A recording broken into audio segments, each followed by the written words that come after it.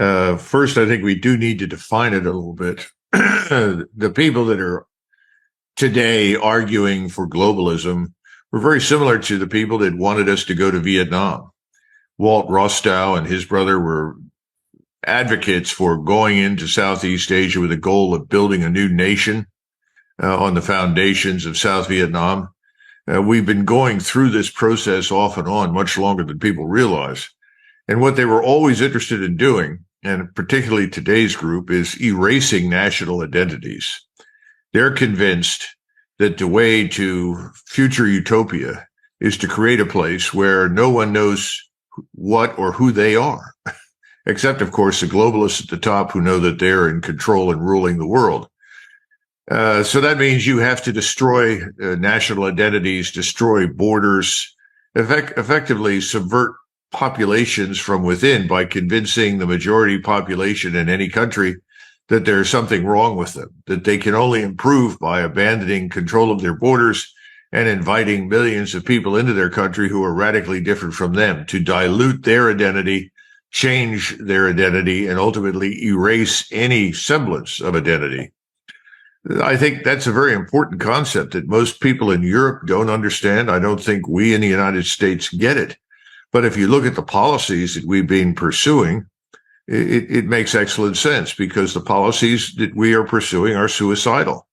They're designed to destroy us. Open your borders, vet no one, let everyone come in and disperse into your population.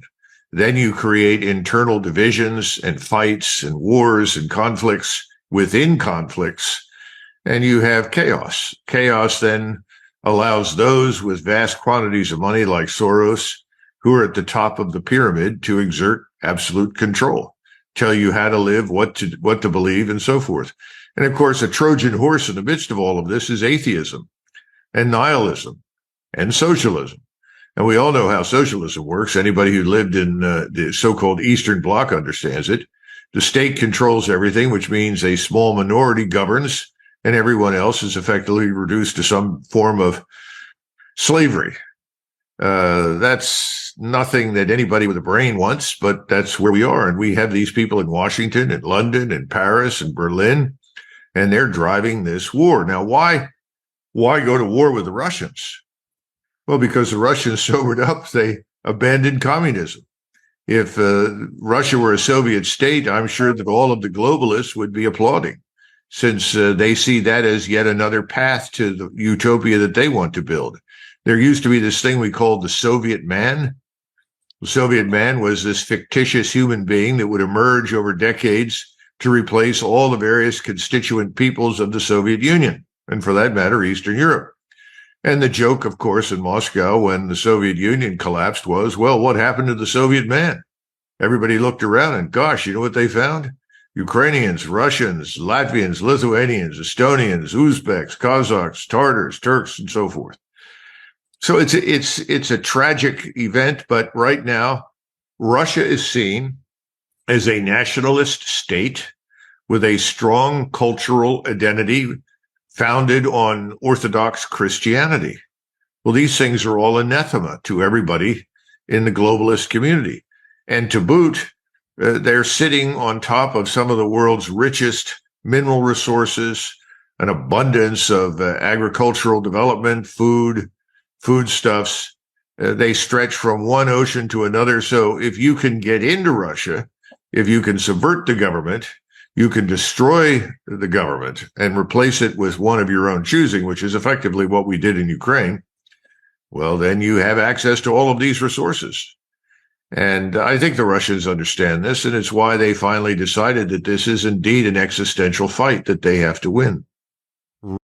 Now, that I just mentioned, by the way, there was a popular tweet of yours that you put out recently, which said, quote, "There are currently 3 branches of government, Raytheon, BlackRock, pharmaceutical companies follow the money." And maybe before delving deeper into Ukraine and Russia, to ask you about NATO, because I view that, I've come to view NATO as one of the key globalist institutions. I feel that it's openly not even a defensive organization. And it's like, itching to become the UN army or one world army, if you will. Now they want to enter the Pacific. I guess they'll have to change their name to NAPTO or the GTO, the Global Treaty Organization. It seems like they're positioning to take the rest of the world.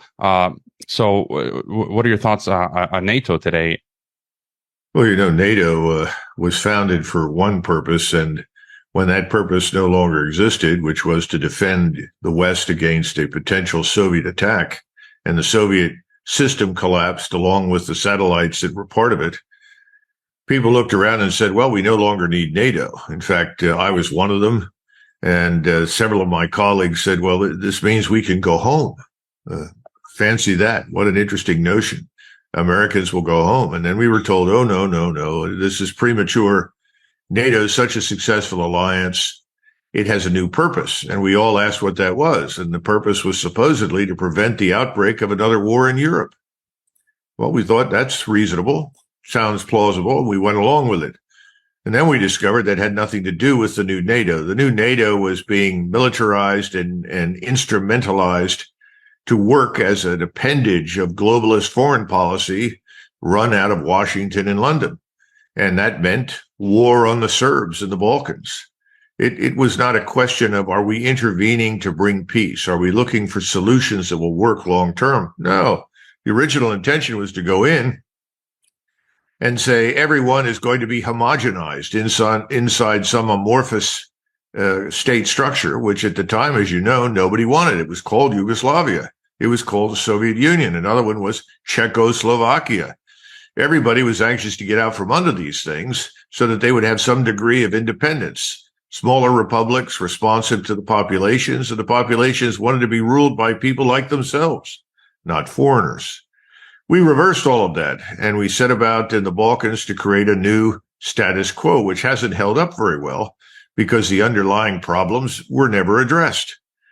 So that's effectively the problem with NATO now is that, well, we've been so successful in the Balkans and we're so successful in Ukraine that we want to extend this success to the Pacific. Why? Because we have another problem child called China. Thousands of years of civilization and identity in China are obviously a problem and need to somehow or another be subjugated. And we want as our allies the Japanese, the Koreans, the Vietnamese, anybody we can find. It's a kind of insanity that makes absolutely no sense, but it fits with the globalist model. Keep trying to herd people in this particular direction until everyone is in your camp and you rule it. I don't see it happening, but I do wish they would change the name of NATO. It's not North. It's not even Atlantic anymore. I don't know what it is. I think they want it to be the Atlantic to the Urals alliance of nations devoted to globalism. That's going to be a hard sell with most Europeans and Americans and Canadians, but no, it's possible. Yeah, I think we should put out a contest for best new name for NATO. And then getting back to Ukraine, we just had a second attack on the bridge in Crimea, and it seems, the Kremlin has been patient, but it seems like they're finally slowly putting their foot down. Apparently, they did not renew the grain deal. Yeah. I've read that they have frozen assets of foreign companies like Dannon and Carlsberg. We had the Vilnius NATO summit, which apparently it appeared to make Zelensky and Kiev look weak. And I did just read before we connected, Biden administration announcing another 1.3 billion in weapons for Ukraine. Your thoughts on some of these developments and others. Where are we in the Ukraine war?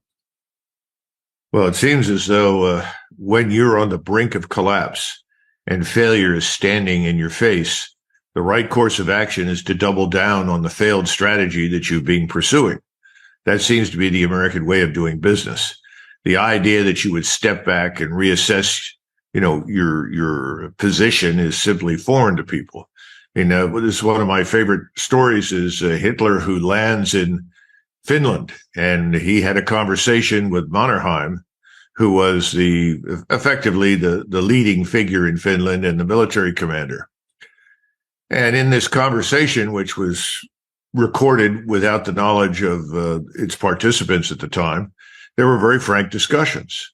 And one of the statements that Hitler makes in his conversation is about, overrunning parts of the Soviet Union, and particularly a city, Kharkov, and talks about the factories that were there and the thousands of tanks that were produced, and how the slave labor at the factories lived like animals and so forth. And he said, who would have thought that anyone in their right mind would build 30 or 40,000 tanks in peacetime? If we had known this, we would never have invaded. Well, thank you. Well, why not then, now that you've recognized that you've walked into this morass, why didn't he step back and say, this needs to end? This will take us nowhere. We can't maintain this indefinitely simply because of reasons of size, geography, demographics. Well, because that involves admitting that you were wrong. And no one in Washington wants to admit that they were wrong. And what were they wrong about? Well, they were wrong about Russia. They didn't understand what they were dealing with. They thought that Russia was still the backward, confused, chaotic state that it was in the 1990s. They missed entirely all of the things that had been done over the last 20 years by Vladimir Putin and his supporters. I'm not here to say that everything that they've done is perfect and has worked brilliantly, but it very definitely recovered Russia from the ash heap of history. And at the same time, we didn't understand that the Russians had maintained this large scientific industrial base to produce and manufacture military equipment. We didn't understand that the Russian population actually supports its government. We didn't understand any of these things. And so we embarked upon another regime change crusade in what we thought was another backward country that we could treat with complete contempt, the way we've treated Afghanistan, Iraq, Syria, Libya, go down the list. We found out that we were wrong. No one wants to step forward and say, hey, we were wrong. It's time for us to cut our losses, change horses, move on, whatever. On the contrary, we're doing what we did in Vietnam and everywhere else. We're sort of beating the nail into the ground with the same hammer over and over and over again. This is the sort of Einstein-like insanity that we've all heard about. That's what we have in Washington. And I think it's going to continue until we can't afford it. And then the real discussion is, well, when does this can't afford come about? Because we have all of these people who are confident that we can print money at will because we're the reserve currency and nothing can stop us. I'm one of those who thinks, like Nassim Taleb, that we are staring at Armageddon financially. And we are looking not just at Russia today, but a very close relationship between Moscow, Beijing, and Delhi. These three countries and the leaders in them know each other quite well. They've known each other for many, many years. It's a closer relationship than we in the West appreciate. And it's only a matter of time until the decision is made to fire sale our treasuries. And when that happens, our economy is in a lot of trouble, especially if the Fed tries to walk in and buy up all the bonds. That won't flush, literally, with the larger financial system in the world. So all of this has to be viewed as part of a huge problem that we have created for ourselves. And NATO is just part of it. It's not the only part, but NATO itself is crumbling. And this demonstration of solidarity in Vilnius that you saw is a facade. Behind that, people are horrified. The Germans are horrified because what was the original goal? Destroy Russia, regime change in Russia, create a new country. The Germans have already said, we don't want anything to do with that.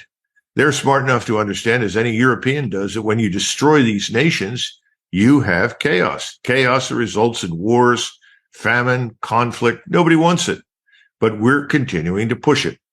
And we're increasingly on our own. So when we put 1.6 billion down, first of all, a lot of that cash will never leave the United States. It'll simply be laundered through the Pentagon, laundered through the so-called military-industrial complex. It will enrich lots of people invested in it, and particularly people in the Senate and the House. They will have lots of cash stuffed into their pockets for their trouble. Some of it will get to Ukraine, and we know from experience that a lot of it will just vanish into another black hole. You know, we know that Zelensky and his crew all have nice fat bank accounts in places like Cyprus and elsewhere. Whenever they leave, and I think they will at some point, they'll go live in luxury, or so they think. but the country itself will be destroyed. And that's not their concern, because in the final analysis, Ukraine has never been meaningful to anybody in Washington or London. It's simply been a way to destroy Russia. Use Ukraine as cannon fodder. Use Ukraine's population, use its society, whatever is there to harm Russia. It's all backfiring, but there's nothing we can do about it at this point. But to expect anyone in Washington to suspend aid at this point is unrealistic. Now, will they at some point suspend aid? I suspect they'll have to. But right now, it's maintain appearances, keep them up, especially as you run up into the election next year. Because if everything changes between now and that election, and I think it probably will, then they have to explain away a huge strategic defeat, which is what Ukraine is going to represent to the United States and its allies. Yeah, what you mentioned earlier, again, I read this morning that one of the Ukrainian heads of state, one of the daughters, their daughters purchased a home in the south of France to the tune of many, many millions. So just as you were saying, and maybe just a bit more on multipolarity. You know, I've had a number of guests over the years, like Jim Rogers and Peter Schiff, talk about this coming crisis, de-dollarization, and the loss of the world reserve status. And I think it's coming in, you know, will that be the straw that breaks the camel's back, and then this multipolar world that's coming into being? I mean, any further thoughts on what that will look like? They're talking about a common currency, and then, you know, what does America look like in a multipolar world?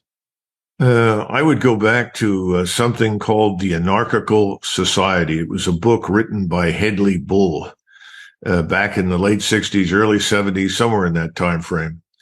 And he predicts that the world will end up being regionalized. In other words, it's not a question of total chaos with every individual state going its own way. Rather, we'll see regions coalesce. We'll see new coalitions of people for various reasons. And right now, the one that's of greatest concern and strategic importance is, of course, the Eurasian coalition between China, Russia, and potentially even India, probably Iran. It's hard to tell at this point. But of course, then you have Central Asia, and both China and Russia have an interest in managing Central Asia. Central Asia is not entirely, but is largely Islamic. And the fear in Central Asia was harbored in both Moscow and Beijing was that the Islamic dimension would rage out of control and create the potential for conflict between them and between the various actors. The point is that we are now going to live in this regionalized world where different actors coalesce, work together. I can't give you an exact map at this point, but I think Hedley Bull was right. We can operate in that world very easily. We are North America. I mean, let's face it. I always laugh when people talk about the American Empire. Well, the American Empire to me was always North America. There was no need for anything else. And this, of course, was the argument that was made by the people that founded the country. They all anticipated that we would march all the way to the Atlantic, or excuse me, to the Pacific, that we would have an Atlantic to the Pacific country. It would end up with borders based on regional culture, history, language, religion. And indeed, that's what we have with the southern border. And the northern border just became a friendly border because, frankly, the people in Canada were viewed as essentially not very different from ourselves. And so we had the advantage of certainly peace in the north and a troublesome border in the south, but usually limited to criminality as opposed to anticipating large armies organizing to invade us. And the founders thought this is a wonderful thing for which we ought to strive, because once we've got that, we have all the resources we need. We have all the rivers that will help us with transportation and commerce. We'll have plenty of Europeans pile into the United States and populate these otherwise largely empty or desolate areas, and we'll become a very strong and successful society. No one anticipated that we would suddenly become interested in projecting our military power around the world. I mean, if you go back and look at Alexander Hamilton and George Washington, their view was that America should become the world's engine of prosperity. And their rationale was if it becomes the engine of prosperity, people everywhere will want to emulate us. They'll say, look, this is a successful business model, successful political model. let's adopt something similar to it. The idea that we would go somewhere in the world and introduce our notions of how the world should be organized at gunpoint was something that no one at that time really anticipated. So that's where we are. And so whatever happens next, and I think what happens next is some kind of major financial crisis and economic turndown. The predisposition in this country will be to do what it has historically always done: bring home the troops. The first time we did not do that was after World War II. The reason for that was communism and the Cold War that followed. But once again, when that went away, the assumption of people like me in the American military was, well, great, let's go home. It didn't happen. So now I think we're going to be compelled, for reasons of finance and economics, to essentially say, that's it, bring the troops home. And they'll come home, and then we'll begin to do what we really need to do, which is turn inward and deal with the multitude of problems that we've created for ourselves here at home. Throughout history, empires have risen and fallen. Some of the most successful empires were those that offered people a reason to come, often lower taxes and the prospect of citizenship. In ancient times, empires would say foreigners can become one of us and prosper through business and trade. Throughout history, people have gravitated to jurisdictions that have given them the best conditions to do business. So if you run a business, you should consider nomad capitalists, because they help entrepreneurs and investors relocate to parts of the world where they can keep more of their wealth. They literally wrote the book on it, The Best-Selling Nomad Capitalist. Find it on Amazon.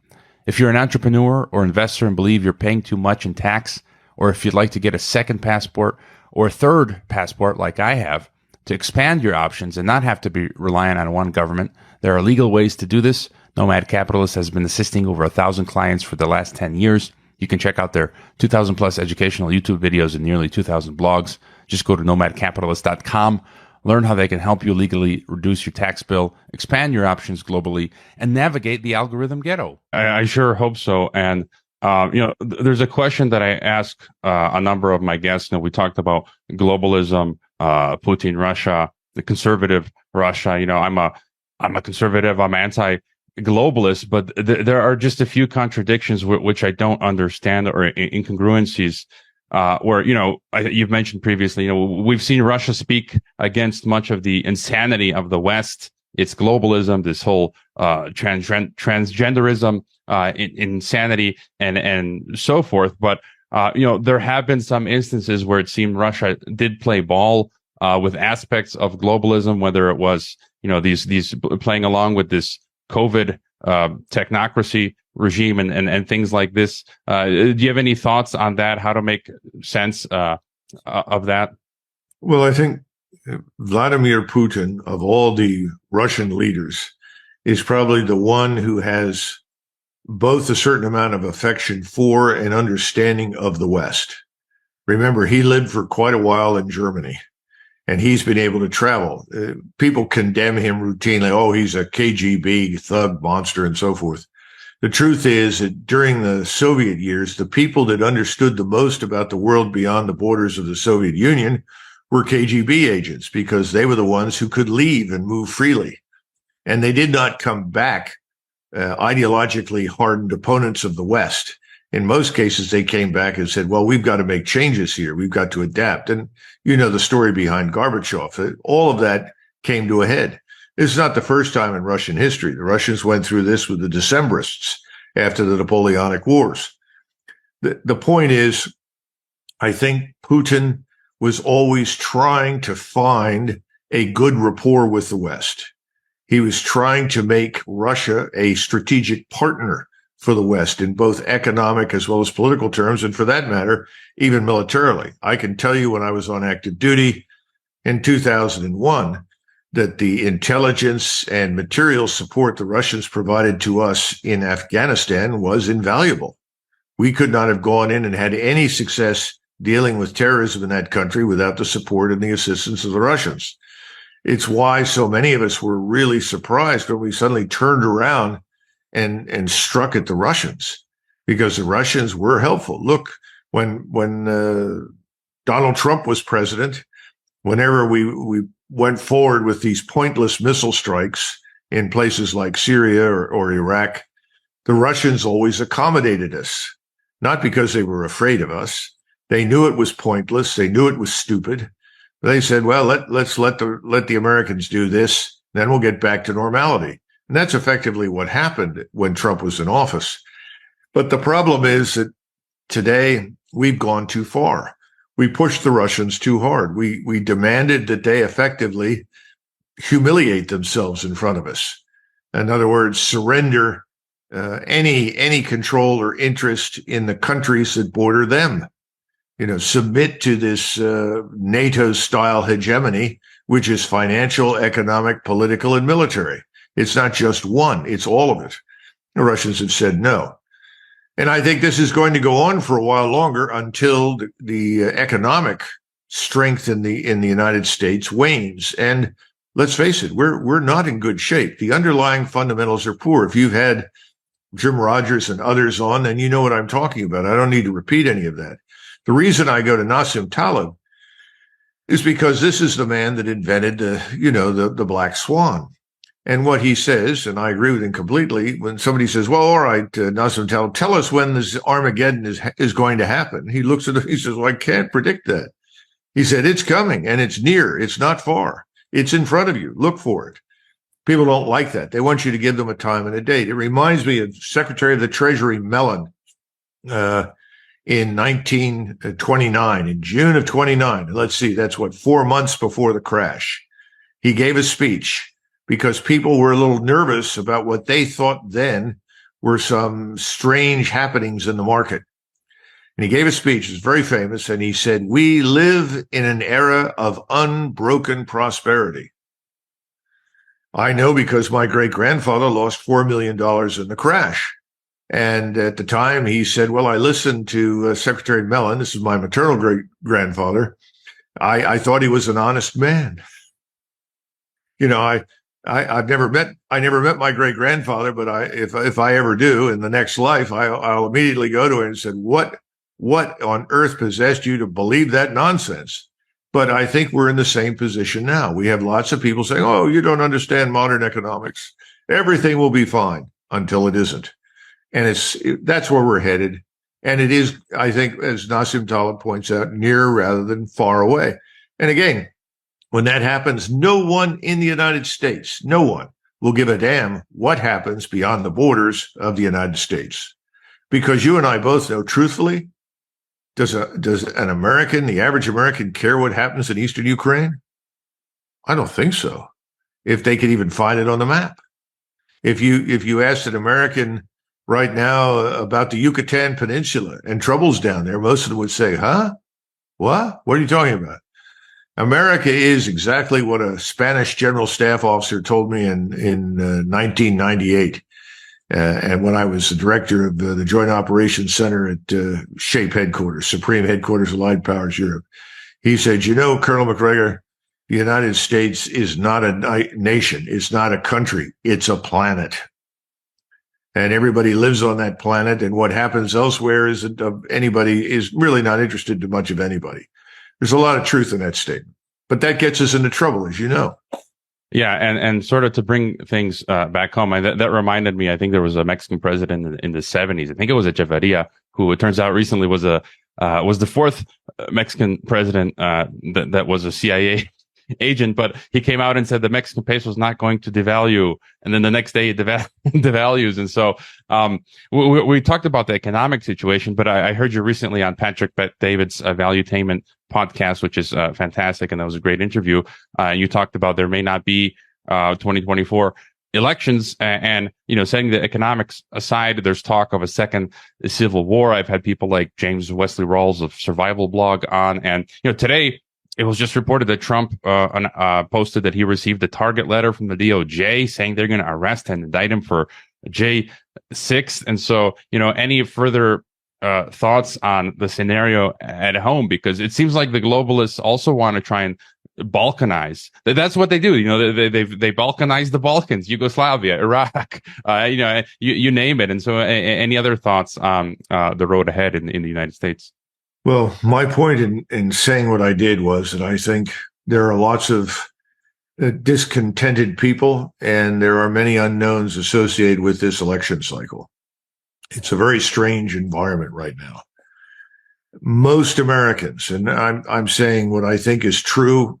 Perhaps people can show me polls that argue a different way, but I think most American adults who vote have real questions about our election integrity. Now, this is not entirely new. We've had problems with election integrity for years, particularly in the largest cities. I mean, the joke in New York and Philadelphia, Chicago, San Francisco, Los Angeles. Election day was always called Resurrection Day because the dead, sprang up from the cemeteries and voted. So we've always had this problem. The second part is that there has been tremendous resistance to any sort of uniform law that addressed election integrity, designed to boost public confidence in the value of elections. This goes all the way back to the founders. The founders initially wrote into the Constitution that the states would be responsible for conducting elections. And that's, for me, on the state level, that's fine. But when you go to the federal level, that's problematic. But at the time, the states had all the money. They were very powerful entities. The 13 colonies, each of them were effectively countries in their own right. By the way, that persisted and brought on the Civil War because those states really were independent of the federal rule in cultural and human terms. People in those days rarely moved more than, say, 20 miles from where they were born. I mean, I laugh all the time when people say, well, why did so-and-so fight for the North and so-and-so fight for the South? Well, with very few exceptions, people didn't travel. And if you happen to live in Virginia or you happen to live in Kentucky or you were in Pennsylvania, well, you were probably going to fight with the bunch that they decided to join. It's that simple. Well, today we have a similar problem with the way elections are run. And we have to overturn that because if we can't get control of election integrity, we cannot be certain that the people who are voting are citizens, legal residents of the particular area where they vote, then how can we take elections seriously at all? And on top of that, you have the problem that very few people want to expose their families and their homes to the attacks of people that will hate them for whatever it is that they say or do. So you end up with a political class that is not necessarily composed of, let us say, the people everyone would really like to run the United States. But I'm sure that's probably true in Mexico as well. Yeah, and in many countries, I thought maybe we're seeing a lot of censorship. The mainstream, I think a lot of people are losing faith in the mainstream media. At the same time, they're getting rid of all dissidents. We saw what happened to Tucker Carlson. Can you give us any tip when it comes to analyzing information, processing, sourcing information? How to think about this daily struggle to figure out what's going on. Any thoughts there? Well, you're dead right. We don't teach people to think and analyze. They simply react. And it's bad news. I mean, it's easy to demonize Russia after you've had 50 years of Cold War against the Soviet Union. It's easy to persuade people that the Russians once again are evil actors as they were in the Soviet era. That's a problem. There's no question about it. And people don't like to dig to find things out. There is no easy solution. For the people that want to be informed, as well as I do, you can dig through the internet and you can find lots of different sources of information. But for the average person that's trying to put food on the table, feed their families, preserve their homes, and get through life, it's a difficult process. So that means that you have to have a government that is committed to the truth, even if the truth hurts. We had that in this country for a long time. We don't anymore. And that's our problem. And we are seeing the government and its agencies weaponized for use against anyone that questions what they're doing. It's a scary thing. I don't think it's going to work. I think we'll overturn it, but we're going to go through some difficult times in the future. But, I grew up in a world where people that were FBI agents were viewed as among America's very best, people that were absolutely trustworthy, to whom you could turn under any and all circumstances. For the first time in my life, I see people telling me all the time, if any of them show up at your door, don't say a word and get your attorney and don't let them in your house and so forth. It's very, very interesting change culturally for Americans. Not so much in Mexico and Latin America, where most people, most of the time, have good reason to fear the police. But here, that's a big change. I certainly never viewed the police in Philadelphia when I was growing up as a danger. Certainly never saw them as the enemy. Absolutely not. So these are things that we have to fix. They won't be fixed easily. It's like everything else. When discipline breaks down in a military organization, it's very difficult to restore it. When a retreat begins, things fall apart. So we're essentially looking at those kinds of circumstances in civil society.